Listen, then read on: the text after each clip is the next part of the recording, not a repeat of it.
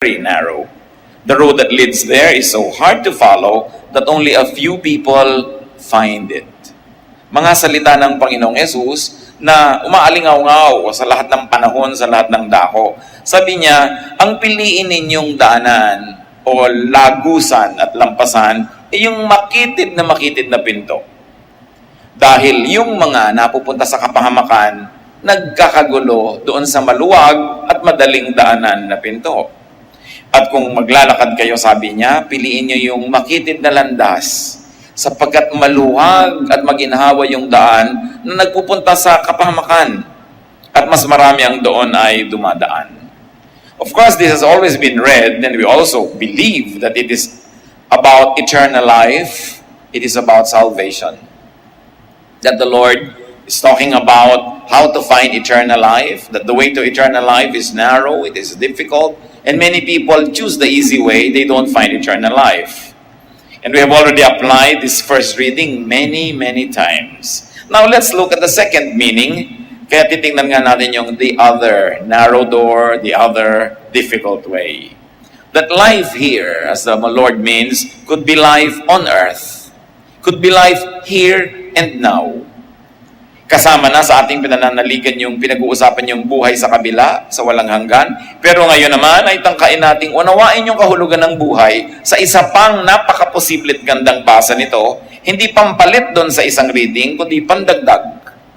And this is life on earth, yung buhay natin ngayon.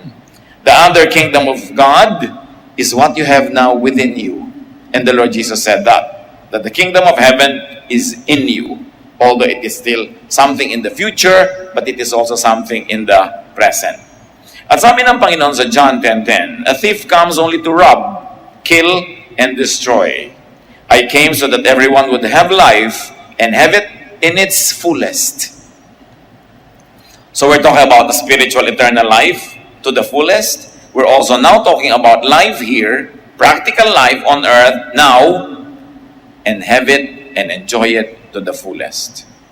Life could mean an abundant and a full life on earth in this world. A life that is fruitful and meaningful. Mabunga, makahulugan. Abundant, happy, pleasurable. Pag sinabi ng Panginoon, ang nais kong buhay na mapunta sa inyo, isang buhay na masagana, punong-puno, masayang-masaya, mayamang buhay, malusog, at kaibig-ibig na buhay. Therefore, para mangyari yan mga kapatid, it could only happen if there is a life of freedom. Paano ka naman magkakaroon halimbawa ng fruitful, meaningful, abundant, happy and pleasurable life kung bilanggo ka? May context yan at may premise na na-enjoy ng tao yung lubos, ganap at masigla, mabungang buhay kung siya ay malaya. Ang pinag-uusapan siyempre, spiritual and emotional freedom among others. Kung minsan naman, hindi ka politically free, pero pwede ka rin magkaroon ng ganong spiritual freedom. Kung minsan naman, you are not legally free, pero meron kang freedom din. Ang mahalagang freedom na pinag-uusapan para mangyari yan is a spiritual and an emotional one. Kasi kahit politically free ka, nakatira ka sa isang malayang bansa, wala kang commitments, hindi ka nakakulong, pero kung mabigat ang espiritu mo, mabigat ang iyong darama, hindi rin mangyayari yung buhay na masagana, masaya, maluwag, at kaibig-ibig. Kaya nga ang Panginoon ay lagi na lamang na tinutulad sa freedom giver. That in Christ we have freedom. That Christ sets us free. And of course, that is not freedom to do wrong, but it is a spiritual and an emotional freedom. Kaya marami ang Panginoong pinagalitan ng mga religious leaders ng panahon niya kasi bihag na bihag, sakop na sakop ng templo ng mga relihiyoso, yung puso, yung emosyon, yung kaluluwa, yung damdamin ng mga tao. Natagtad ng bawal, tagtad ng mga regulasyon. Kaya ang tao tuloy, kahit ano na lang pagsisikap na gawin niya, kulang siya, lagi siyang guilty, malungkot, at natatakot na maparusahan ng Diyos. Paano ka sasaya nun kung lagi kang natatakot, wala kang spiritual na kalayaan? Siyempre, sinabi natin nga na kaya napakahilig namang manakot ng mga religious leaders kasi pag takot ka, controlled ka. Madali kang kontrolin. Si Lord, pinapalaya niya yung mga tao. Pag lang malaya ang tao, mangyayari ang abundant life. Yung emotional and spiritual life. Na kahit mahirap ang dala mo, pagod ka, pero katawan mo lang, ang loob mo hindi hirap. Maluwag. A life like that could happen only if it's a life of fulfillment. Yung masaya ka sa ginagawa mo, yung bunga ng ginagawa mo ay hindi lang para maghanap buhay ka, kundi nagbibigay din sa iyo ng saya. Therefore, it is a life lived according to one's giftedness. Bawat tao ng nilikha ng Diyos ay binigyan ng takdang kakayahan, karunungan na pangkanya lang at bagay sa Kanya. At yung mga karunungan na ito, kakanyahan, katangian, mga kakayahang gumawa ng mga bagay, ito ang kailangan ng taong madiskubre, malinang, madevelop, para siya maging mabunga. Kasi pag hindi siya umaayon sa kung paano siya nilikha, hirap na hirap siya sa buhay. Hirap na hirap siyang gumawa ng anumang bagay. Halimbawa, yung puno na pang Pilipinas, pinipilit mong patubuhin sa California, up to a point, it can probably grow, but it will never bear fruits. O kaya kung mag-bear fruits man yan, maliliit, mga bubot, hindi magmamature, mapakla ang bunga. At maraming mga tao, tayong mga tao kasi parang halaman din eh. Meron tayong klima na bagay, meron tayong lugar na bagay, meron tayong ginagawang bagay sa atin, may type ng soil na bagay sa atin para tayong mag-grow. And of course, I don't mean that in the physical sense now.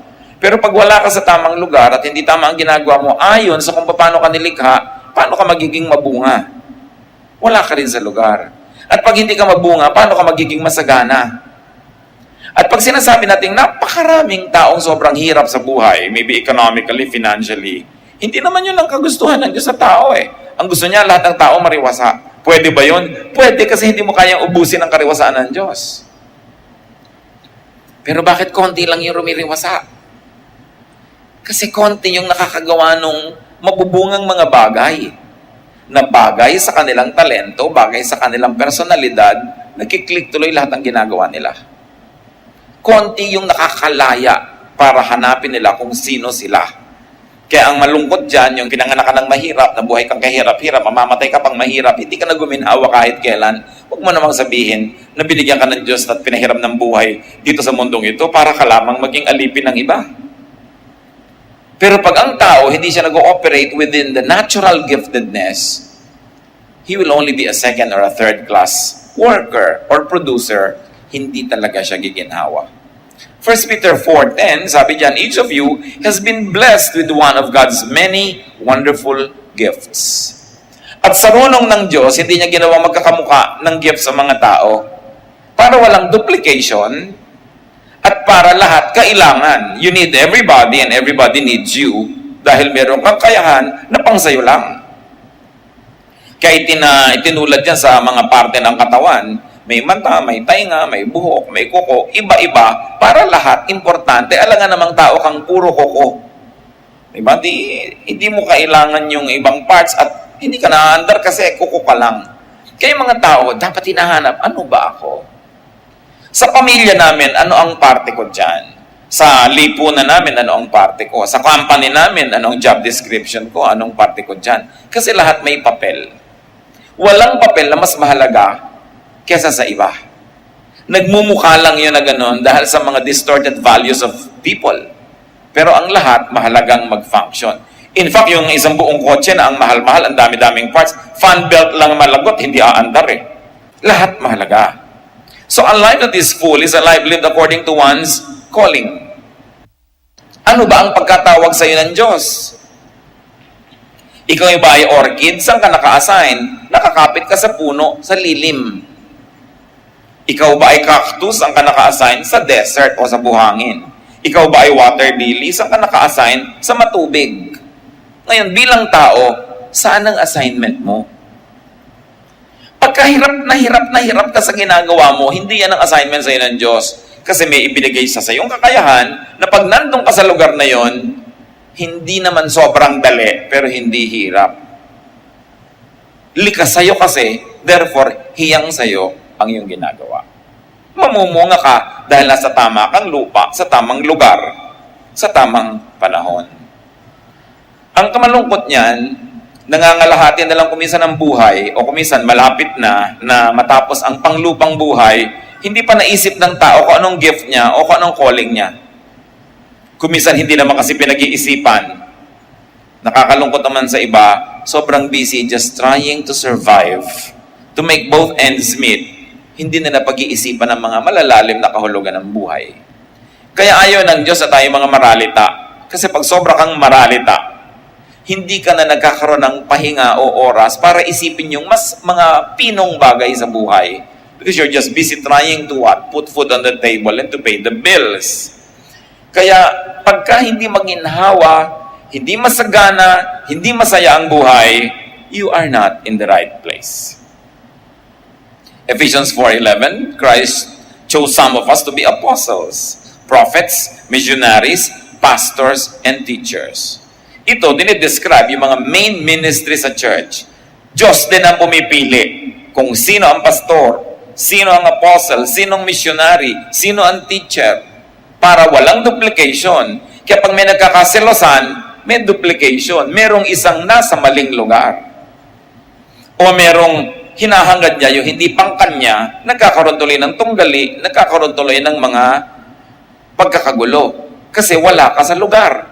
Kaya mahalaga nasa lugar ka. Sa palagay niyo ba, mga posesyon lang sa church lang ang nilagyan ng Diyos ng assignment? Lahat. Hindi lang inilista sa Bible lahat. Pero dahil may mga nakalistang ganito, you must be able to think, ano kaya ang papel ko?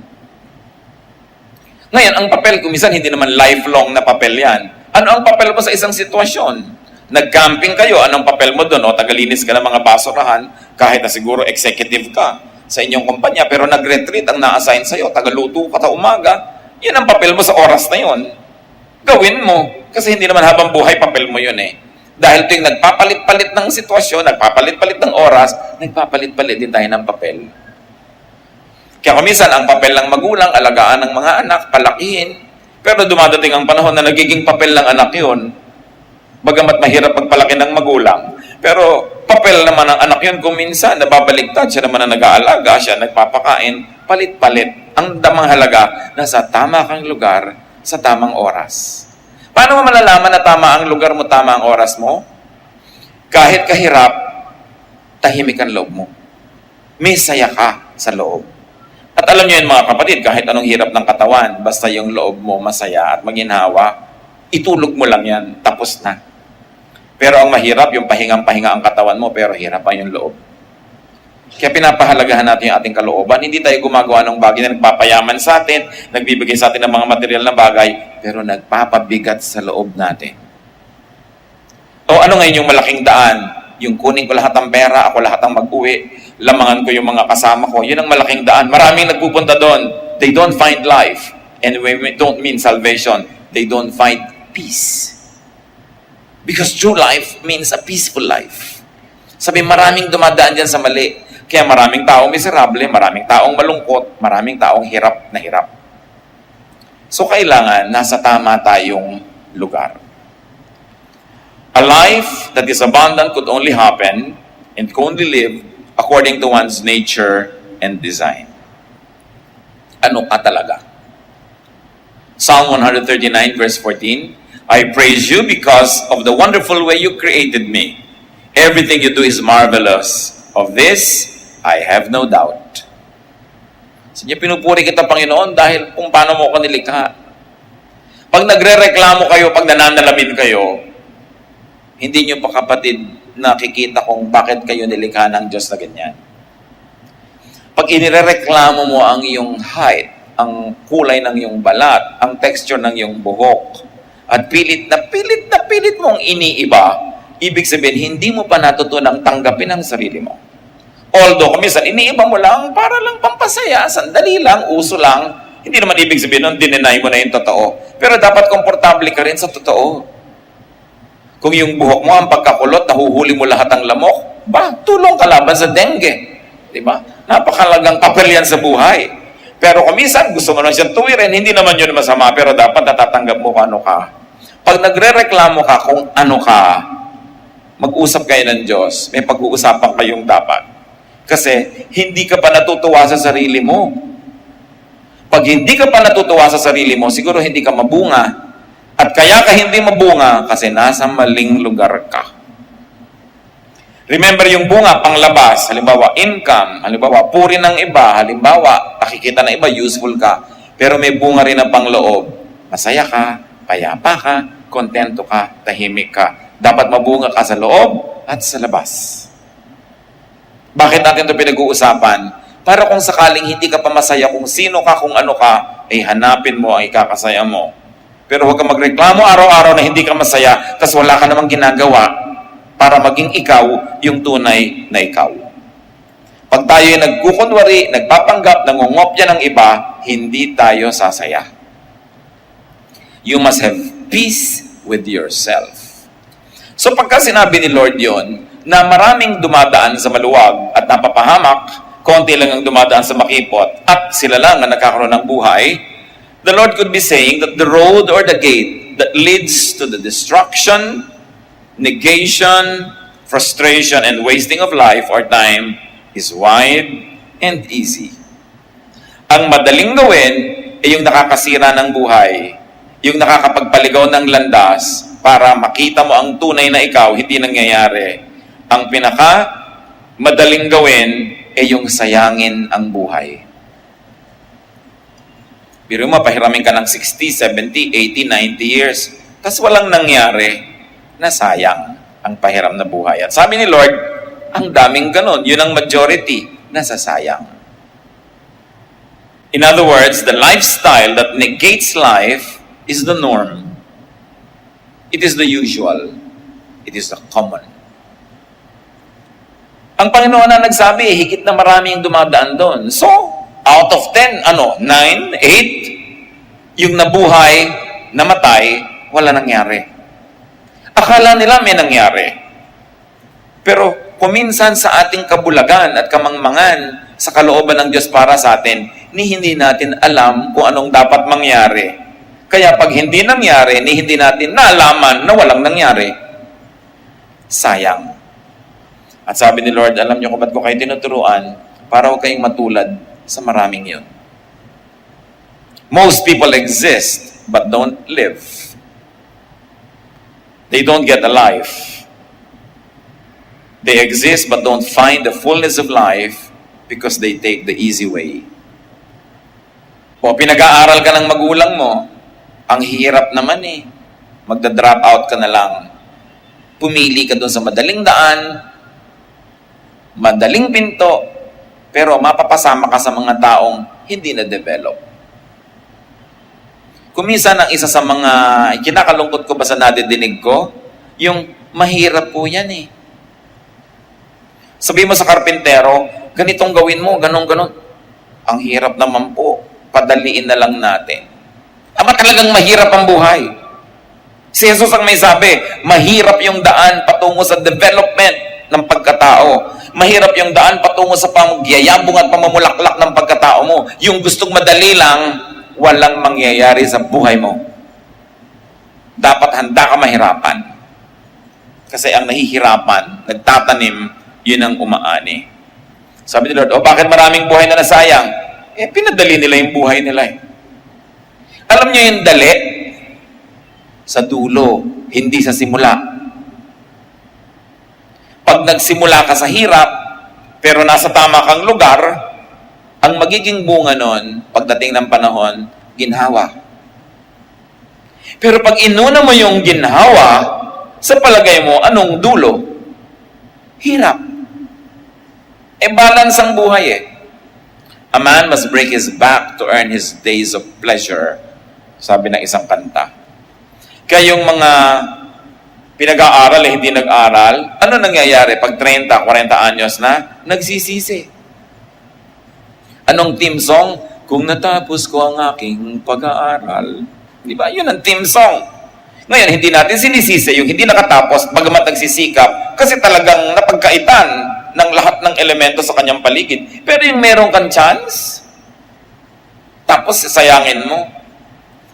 Pila ka ng pila para magkatrabaho. Pag nasa trabaho na, panay ang petics, panay ang pasyal, panay ang Facebook, no? panayang text. Pag natanggal naman, iiyak-iyak. Pero tinanggap ka na, nandun ka na sa trabaho, anong ginagawa mo? Pinapadali mo ba? O pinapahirap ang buhay mo? Sabi ni Lord, yung naghihirap sa tama, yun ang may gantimpala. Hindi lahat ng paghihirap may gantimpala, mga kapatid. Not all hard work is rewarded. If you are working hard, pero you are working in the wrong place, mahihirapan ka talaga. Tulad ng, naghihiwa ka ng isda, 5 gilit na, 5 guhit, ayaw pang maputol. Mapurol kasi yung kutsilyo mo. So, huwag mo sabihing pawis na nga ako dito sa paghiwa. Hindi yung pawis mo binibilang ng Diyos, kundi kung ilang isda ang nagilit mo. Kahit magkanda, pagod-pagod ka dyan, tapos yung isda, hindi naman gagawing relyeno, nagkakiba-kiba. Dahil yung kutsilyo mo, bungi-bungi at hindi matalas, wala kang style. Dapat may style ka sa buhay. Hindi enough na mapagod. Do not mistake activity for achievement. And do not mistake hard work for character. If you can work smart, why work hard? But if you really need to work hard, don't try to be smart. Do it the right way. Tayo naman mga Pilipino, marami talagang nasisipag, pagod na pagod mula umaga hanggang gabi, pero wala pa rin makain. Kasi ang pinagpapaguran, ang liit-liit talaga ng kikitain. Kahit magkaroon siya ng 1,000 taon ng pagtatrabaho, talagang hindi siya makakabili ng payong na cash. So dapat mo, teka, nasa maling lugar ako. Hindi ako dapat narito. Di ba? Hindi ako dapat narito. Kasi kwentahin ko man ng kwentahin, hindi ako aahon sa hirap. Dapat lumipat ako ng lugar. Kasi hindi ako aahon. Mahirap ang kinakalagyan ko. Kailangan mo siyempre ng tapos masabi ang iba, mabuti na dito, at least sigurado ka sumusweldo. Oo nga, susweldo ka sigurado, lalo empleyado ka sa City Hall. Siyempre, nalulugi ba ang City Hall? Laging may sweldo. Pero, unless tumaas ang ranggo mo dyan, kailangan matuto ka sa ganun na lang na sweldo ng mga civil servants, di ba? So, inisip mo, is this the life I want? If that's the life you want, then it's okay. But if that's not the life you want, then get out of it and do something. Kasi wala ka sa tamang lugar. Hindi pala yun ang gusto mo, ba't ka nandun? Pag ginusto mo ang isang bagay, sabi ni Lord, ask and you shall receive. Naniniwala ba kayo doon? Ask. Oh, Lord, get me out of this. I don't like to be here. I like to be elsewhere. Lagi mong isipin, lagi mong ipanalangin, and take God for His word. Sabi niya ask. Seek and you shall find. Knock and the door will be open to you. Pero pag samang ayoko dito, pero wala na talaga akong magagawa, ganito na lang, tinanggap mo na, you are not really asking. Kasi pag sinasabi mong, Lord, get me out of this, pero nahirap naman talaga yan. Ang totoo nun, ang totoong prayer mo yung negative, hindi yung positive. Negative times positive is negative. Diba? Kaya nanenegate yung good intention mo. Kailangan mong isipin yan, angkinin mo. Sabi nga, when you pray, believe that you receive it. And you will. Remember, you believe first before you receive it. Then you will receive it. Kailangan yung pananalig. So, hindi tayo dapat naka-assign sa mahirap na lugar. Yung hirap, lagi kong ididiin, pwedeng physical, professional, technical, pero hindi hirap ng loob.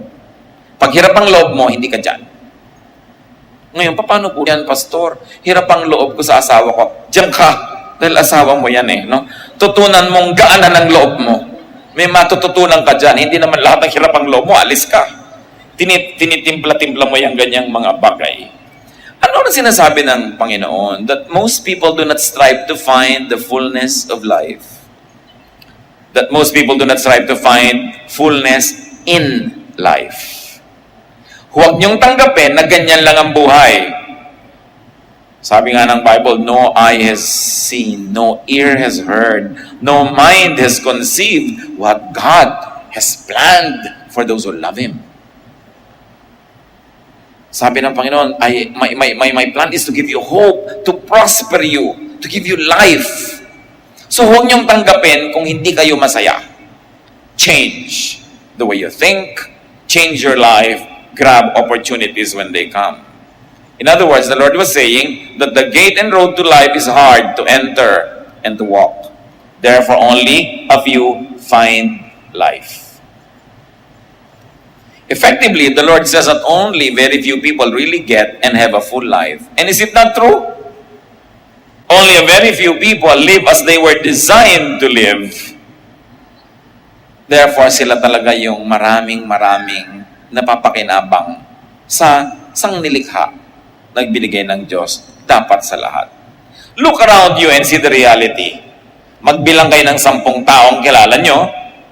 Ilan doon ang masasabi niyong sila super contented, masaya sa buhay nila? Kaya sabi ni Lord, okay, tanyo na. Tama ba si Lord? Marami hindi nakikita yung life. And I like to be emphatic, hindi salvation ang pinag-uusapan ngayon, bagamat salvation yan sa ibang usapan, kundi yung buhay ngayon dito sa lupa. Gaano karaming married people lang masaya? Diba? Ang sasaya pagka-wedding day sa mga video, kung tinginan, akala mo mga tikoy ang mga mata sa lalagket. Pagkatapos, after a while, irapan na lang, ayaw na magtinginan. So, bakit ganon? Anong nangyari? May nangyari, di ba? Look at lives that are not lived but only suffered from. Ilan ang mga nagsasama na lang alang-alang sa mga bata? Ganon ba yun? Alang-alang sa sasabihin ng matatanda, ng lipunan, many marriages are only suffered from. They are not enjoyed. Look at the lives that are not lived, but endured, or half-hated, and even disliked. Meron pa, I hate my life. Yung mga ganyan. Look at the lives that are not lived, but tolerated, and even abandoned. Di ba? May mga nang-abandon ng life nila. Tatay, ina-abandon ng pagkatatay. Nanay, ina-abandon ng pagkananay. Kasi hindi nila gusto yung papel nila na yun, o buhay na yun. Look at the lives that are not lived, but escaped from. Pagka ikaw ay nagkukubli na sa alak, sa drugs, tinatakasan mo ng realidad. Tinatakasan mo ang buhay. And how many lives are ended prematurely? Hindi ka pa tinatawag ng Diyos nag-volunteer ka na. Diba? May mga gano'n, nagpapakamatay, hindi pa panahon. Gano'n ba ang dapat isagot mo sa buhay na ibinibigay ng Diyos? Wakasan mo? Pero pagka ang tao, depressed na, gipit na, lungkot na, lalong na pagsasamantalahan ni Satanas ang kahinaan at lalong binubulag, pinakakasira-sira. So, hindi dapat gano'n. Maaga pa lang na hindi ka masaya, dapat humanap ka na ng kalutasan. At sa ating mga mahal sa buhay, sa mga nakapaligid sa atin, hindi sila masaya, baka tayo ang dahilan. Baka mamaya tinatakasan nila yung bahay dahil sa'yo. Marami mga bata ayaw umuwi ng maaga kasi naiini sa bunganga ng nanay o sa paglalasing ng tatay. Dapat ang tao excited umuwi. Pero yung pa mga tahanan natin masarap uwian. So tinitingnan din natin, hindi lang ang sarili, yung mga paligid natin, masaya ba sila? Na ako ang tatay nila, ako ang nanay nila, ako ang kapatid, ako ang asawa. Kasi tayo may pananagutan din sa isa't isa na pasayahin ang ating kapwa. Lalo't bahagi yan ng pamilya o ng kumpanya, nakasali ka dyan, this is your official family. Ano ang function na ginagawa mo dyan? Many lives are destroyed by lack of meaning and purpose. Many lives are destroyed by lack of growth. Many lives are reduced to becoming like bonsai plants. Sa halaman lang cute ang bonsai, sa tao hindi. Pag nakakapagpatubo ka ng akasya sa tansan, wow, bonsai. Mukhang halaman pero hindi kasi hindi naman mamumunga yun, ang liit-liit nun. Alam niyo ba ang daming buhay ng tao, bonsai? Ayan lang yung mundo mo, kaprasong tansan, konting patak ng tubig, konting sikat ng araw, yung kahabang panahon, samantalang pwede kang lumaki, lumago, lumabay, lumawak, gumanda, mamunga, mamulaklak, malimuyak, bumango. Pero nangyayari ba yun? Dapat nating isipin. Una, baka tayo yung hadlang sa ating sariling pagyabong at dapat din nating isipin, baka nakakahadlang kayo sa pumumulaklak ng kapwa nyo. Lalo't yung kapwa nila sakop mo. Asawa mo, anak mo, may impluwensya ka o kapangyarihan. Ginagamit mo ba ang kapangyarihan para idikta yung buhay niya? O para tulungan mo siyang hanapin kung sino siya? Para kung ano talaga siya, ay maging siya yun. Napakahalaga. Ang Panginoon, nagbigay sa atin ng buong model, Luke 2:52. And Jesus grew in wisdom and stature, in favor with God and men. Lumago siya in wisdom, intellectually, mentally. Lumago siya in stature, physically, in favor with God, spiritually, and in favor with men, socially. Balanced growth. Pag may mahal ka sa buhay, kayo na lang ang tao sa mundo. Merong mga magnobyo, nasa mga event, nasa mga party, sila na lang ang tao sa mundo. Gusto mong ilagay sa kahon dahil dyan na lang kayo, total hindi kayo tumitingin sa amin. No? Merong mga tao na hindi nag-grow yung mahal nila sa buhay dahil ayaw nilang makakilala ng iba, nagseselos sila. Anong gagawin nyo? Ikukulong nyo? Itatali nyo yung tao? Hindi na siya mag-grow? Ang mga nagmamahal, sabi nga nung nasa poster, if you love someone, set him free. If he comes back, he is yours. If he doesn't, he never was. Kung nandyan lang sa tabi mo dahil nakatali, mukha lang sa'yo pero hindi. Pawalan mo, paliparin mo. Pag bumalik sa'yo, sa'yo nga. Ngayon, kung hindi bumalik, hindi umiyak ka, pero nalaman mong hindi naman talaga pala sa'yo eh. So, hayaan mo siyang pumunta kung kanino talaga siya para mawalan ka ng katabi, yung para sa'yo, pumunta sa'yo. Pero kung pinupuwersa mo lang, binabantayan, 9 o'clock na, ba't di ka pa nagte-text? Hindi ka na nga tinetext eh, nagtatanong ka pa, hindi mo alam ibig sabihin nun. Ba't may pinipilit na mahalin ka kung hindi ka minamahal? Kung hindi ka naalala, ba't may pagsisiksi ka ng sarili mo? Kailangan, palayain mo yung tao kung ayaw ba niya mag-text sa'yo, di wag. Kasi alam niyo kung gusto niya, yung sinasabing wala akong load, dahilan lang yun. Pwedeng wala siyang load ng 30 minutes, 1 hour, 4 hours, pero yung 3 araw nang walang load, makahalata ka. Di ba? Makahalata ka. Kaya huwag ka na nagpipili. Ikaw naman, papadala kitang load. Talagang binibili mo siya. So, napakahalaga na. Kung kailangan mong padala ng load ang isang tao para ka-textan, di ka nun mahal. Liban na lang talagang hirap na hirap. Ikaw na dapat na magtansya nun. Importante, palayain mo ang tao. Tulad ni Jesus, pinapalaya niya ang tao. Alam niyo kung sino yung sumasakal? Simbahan. Hindi si Jesus. Siya yung mga lahat ng tao, dumating, umalis, hindi niya pinipigil, hindi niya pinipilit. Kung nandun man, kasi gustong nandun, hindi na obliga. That is infinitely nicer. So how could one have life? How could one have life to the full? By growing to one's fullest potential. Tulad ng ginawa ni Lord. 2 Corinthians 3:18, our faces show the bright glory of the Lord, as the Lord's Spirit makes us more and more like our glorious Lord. Kita natin yung main teaching nito, that we are to grow more and more like Jesus. Nangyayari ba yun? O na-bonsai na? Matapos mong malaman ng John 3:16, konting mga verses here and there, a few teachings, wala nang growth. Patuloy pa ba tayo nag-aaral ng Biblia? Patuloy pa ba tayong lumalago sa pananalig? Yung dating paniniwala mong A, nagiging A1, nagiging A12, yumayaman, lumalalim, tumataas. O yun ba't yung pa rin? Sabi dapat doon tayong lumalago. And not only spiritually, but also emotionally, physically, and socially. Yung 4 na growth area ni Lord na nakita natin sa Luke 2:52. How does one grow to be more and more like the Lord? How does one reflect, develop, and project the image of God in him or in her? There's one way among many.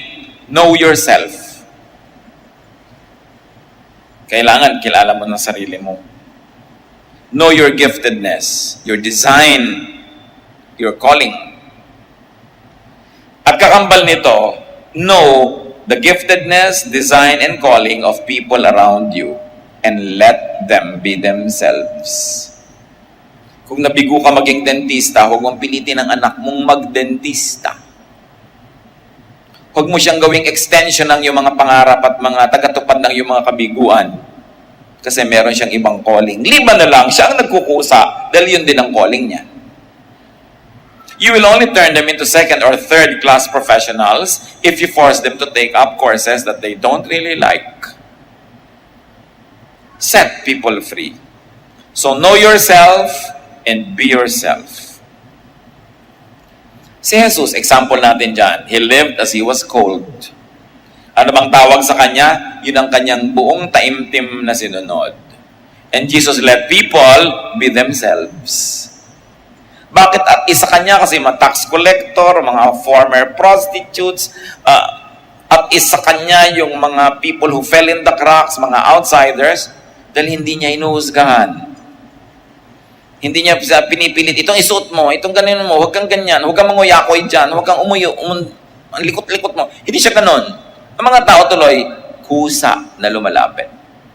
Kasi nag-enjoy sila kasama, hindi sila sinasakal.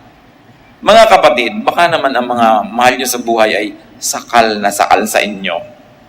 At pagkatapos manhid na manhid kayong walang kamalay-malay na talaga palang gustong-gusto na kayong takasan. Maraming mga kabataan kaya maagang nag-aasawa, hindi dahil gustong magkaasawa, gustong takasan ng magulang. Ang magulang naman walang kamalay-malay. Siyempre akala niya siya si perfect mother. Siyempre akala niya siya si perfect father. Clueless. Ang isa ba namang taong masaya sa bahay, bakit naman iisipin at gugustuhin lumayo agad at magpakalayo-layo? Akala ng iba, kaya lang nag-a-abroad ang maraming Pilipino, dahil sa pangangailangan finansyal. May katotohanan yon. Pero mayroong isang nakatagong katotohanan. Maraming mga babae hindi masaya sa piling ng asawa nila, kaya kahit mahirap mag-domestic helper, sinusuong lahat ng mga hirap, makalaya lang. Sa asawa nilang nambubugbog, sa asawa nilang walang katapusan ng pambabae, pagpapahirap sa kanila. At kuminsan yung lalaki din gustong tumakas. Bakit nagpapakalayo-layo-layo yung iba nating kamag-anak? Kasi tinatakasan ng mga kamag-anak na mga linta na walang ginawa kundi mangutang, manghingi, umasa, itumbaan sarili nila para ikaw lagi ang pumikap sa kanila. Kaya nagpapakalayo-layo kahit sa Antarctica na lang tumira, malayo lang sa'yo.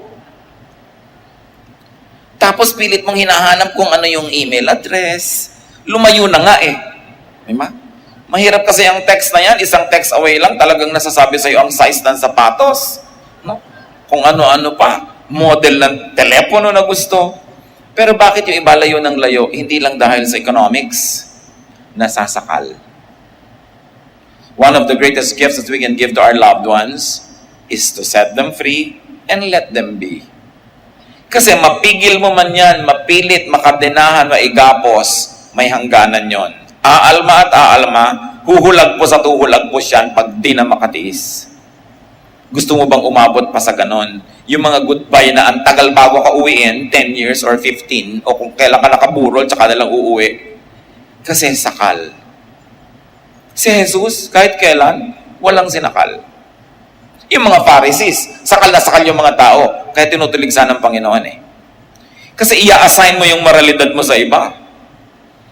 Hindi ka naninigarilyo, galit na galit ka sa lahat ng naninigarilyo. Di huwag ka manigarilyo. Ngayon, kung tinatanong ka, sumagot ka, gusto nila magpaturo sa'yo, turuan mo, pero yung pupunta ka sa isang umpok na naninigarilyo, papakailaman mo sila, walang ginawang ganun si Lord kahit kailan. Basta yung buhay mo, magandang example. Pag pinagturo ka, katulad ni Jesus, laging nahihiling ang magturo, nagtuturo. Pero hindi ka naman pinagtuturo, turo ka ng turo dyan. Hindi niya style yon. Style yun ng Pharisees. Dapat yung ihiwalay si Jesus sa mga religious leaders ng kanyang panahon at sa mga religious leaders kahit ng ating sariling panahon. Kasi maraming religious leaders mas mahigpit ng dihamak kesa sa Diyos. Dapat nating pinaghihiwalay yun. Ang style lang ng leader na ito, hindi ibig sabihin lahat ng ginagawa niya, yun ang style ng Diyos. Style lang niya yun, kasi ganun siya. Pero dapat ang model, si Jesus. Because there's only one righteous, the Lord Jesus. Siya lang talaga yung huwaran. So don't play God. Don't be a self-appointed Messiah and Savior and Reformer of everyone around you. Dahil, sarili mo na ang tingnan. Yan ang sinabi ng Panginoon. Napakahalag ba natin isipin to be ourselves is God has given each of us different gifts. Sabi ng Romans 12:6. Lahat may gifts. So being yourself really is the narrow gate. Being yourself is the difficult road. The easy road is to just succumb to pressure and be anything and everything that the people expect you to be, except yourself. But if you are not yourself, you are not true to yourself, you will not find life. Yung peace, yung joy, yung kapayapaan. Allowing others to be themselves is another narrow gate. Mas madaling kontrolin ng iba, mas madaling maging dominante kesa maging mapagbigay at maunawain. Kaya narrow gate din yun eh. Ang tendency ng tao, kontrolin ang mga mahal niya sa buhay. Yun ang madaling gawin, yun ang likas, yun ang tendency. Kaya sabi, you want life in your relationship, do it the hard way. Control yourself more than you try to control others. Most people are pressured to conform to the standards, to the demands, and expectations of others. Many of us force others to conform to our standards, to our demands, and to our sense of morality. But morality is a very personal business. You cannot impose your morality on others. Even if they obeyed you, it would only be superficial, not true to their hearts, and not true to themselves. Wala pa ring katuturan yun sa langit. Kaya mahirap yung may mga kamag-anak na mga sobrang relihiyosa, mga titang sobrang mahihigpit sa pagiging relihiyosa, pati yung kanilang mga pananamit, i-impose sila sa iba, yung pamamaraan nila. Pang-ibabaw lang naman ang pagsunod dun eh. Pero sa kalooban mo, naghihimagsik ka. Kaya wala ring nararating. That is why Jesus asked, sabi niya, why do you say to your brother, let me take the speck out of your eyes? Sabi niya, you hypocrite. First, take the log out of your own eye, and then you will see clearly to take the speck from your brother's eye. This deserves further study. Sabi ni Lord, ang arte mo, ang yabang mo, gusto mong tanggalin ang kaparasong puwing sa mata ng iyong kapwa, ay may isang troso na nakapara sa mata mo. Etong gawin mo, kung gustong talaga mong tanggalin bawat puwing ng bawat mata sa paligid mo, unahin mong tanggalin yung nasa mata mo. Sa palagay niyo, kung ang isang tao ay honest, makakarating ba siya sa punto ng buhay niya na wala na siya kahit anong puwing, therefore pwede na siyang magtanggal ng puwing ng iba? No. So Jesus is saying, no matter how hard you try, no matter what you do, you will never get to a moral point that you are clean enough to tell others to clean themselves up.